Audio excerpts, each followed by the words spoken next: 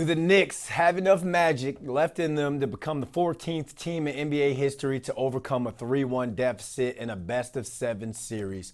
Well, they're going to have to win Game 5 tonight to even give themselves a chance. So let's talk some Knicks basketball with our New York Post sports columnist, Mike Vaccaro. Mike, thanks for hopping on with this, man. I'm hoping this isn't the last time we're talking Knicks basketball, but I got to put you on the spot here. Do they have enough juice in them to win Game 5 tonight and keep this series going, or do you just feel like Tyrese Halliburton and the Pacers are too much for them? No, I think they got plenty of juice left. Look, I know the other night we left that game with a bad taste, but that was a close game for, half the game. The Knicks really had the lead late in the first half, and then things just got really sideways on them. They've proven across this series they're every bit the team that the Pacers are. Sometimes the team just happens to win a couple of close games, which the Pacers have done. But yeah, I definitely think they have enough in them to at least get back to Indiana for a game on Saturday, and then look, you take your chances then.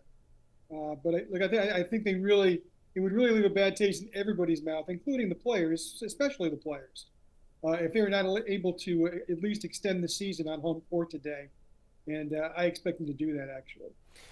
Got to get your thoughts on this because there's a lot of noise on Twitter. After every win, it's Tibbs is a genius. After every loss, it's fire Tibbs. Tired of seeing it up on my timeline. So emotions aside, has he done enough throughout the playoffs in this series to kind of silence the noise within the fan base?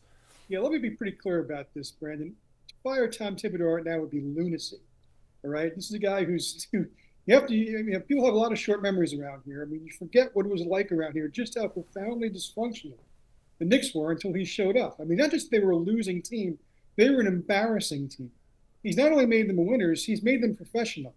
His players all swear by them, including, by the way, the best player. So to me, unless you want to put Jalen Brunson on a spot to where he's agreeing with the termination of Tom Thibodeau, that's not going to happen. But they've improved every year. Yes, in year 2, they had a step back year, but everyone got hurt, and that was before they had this score. The last 3 years, they've gotten better every single year. They're in the Eastern Conference Finals. Where we sit right now, they're 7 games shy of a title. And think about where they were 5 years ago in 2020 when he showed up. It's nuts. I understand that he's got his basketball proclivities that drive people crazy. But you know what? The one that drives him most crazy is about how he hurts all of his players, allegedly. And yet the Knicks, they may not win the NBA title, but they're as healthy, every bit as healthy as the Thunder are.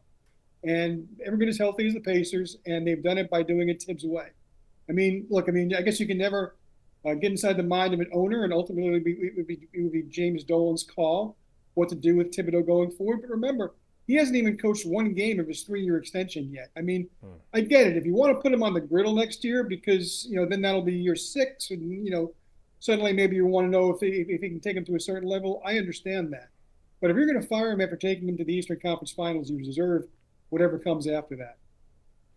Well, you were fired up on that one, Mike. I was ready for that, but I like it. Got the juices going. And now I don't want to be negative with this next question, but let's say the Knicks lose tonight. How would you sum up the season in your next article? Would you call it a success because they got to the Eastern Conference Finals for the first time in 25 years, or would it be a disappointment because they beat the defending champs, but they couldn't get past a higher seed to make it to the big dance? Look, I don't mean to be a cop-out here, but it would be both. Of course it's disappointing because you get this far, and look, they are an evenly matched team with the Pacers. There's no reason why they couldn't win 4 out of 7 if they played the series over and over again. And absolutely, there's still no reason why they can't still win the series. But if they do lose the series, it's disappointing, but the Pacers are an awfully good team. And, if you want to get real about this, I don't think either the Pacers or the Knicks are going to be able to make much of a scratch against the Thunder if they're the team that we saw in Game 5 last night. So there's that part of it.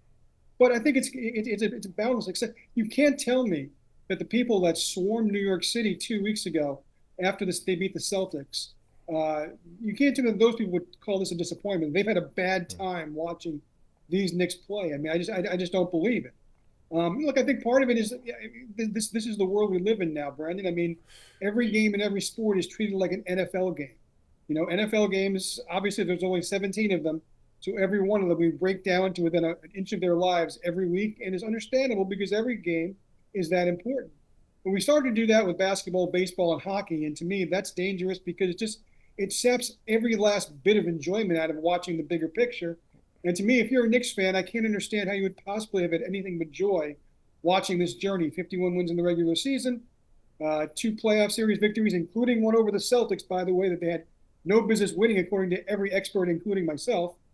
And now, they may hit a wall in these Eastern Conference Finals. But to me, that's also part of the NBA escalator. You're supposed to get to one level, and the next level, the next level. And the Knicks aren't going away. These teams, the Knicks weren't built for just this year alone. So to me, I'd be excited about what the future holds if it were me. But obviously, I know there are a lot of dissenting voices out there about that, and I understand that. That's part of the beauty of sports, right?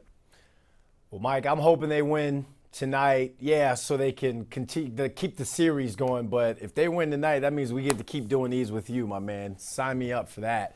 Thanks, Mike. Appreciate you hopping on with us. Hey, it was good talking to you, Brandon, as always. Take care.